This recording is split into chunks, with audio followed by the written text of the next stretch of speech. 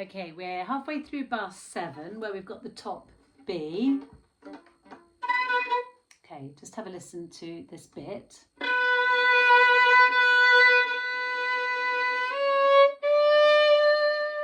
So high up there. Difficult to get a nice sound up there, as you could hear. So we're going to use lots of bow. I want quite a fast bow stroke and the edge of the horsehair. So if you use the flat of your horsehair, that's a lot of friction. So it's quite scratchy. So come onto the edge of your horsehair and move quite quickly to get a better sound.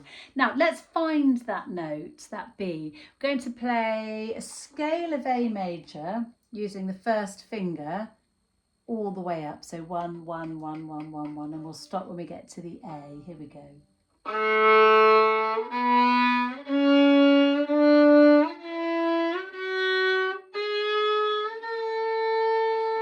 And you can check, see if you think that's in tune with your open A. Okay, I'm happy with that. So now I'm going to play that note again, ending at the tip.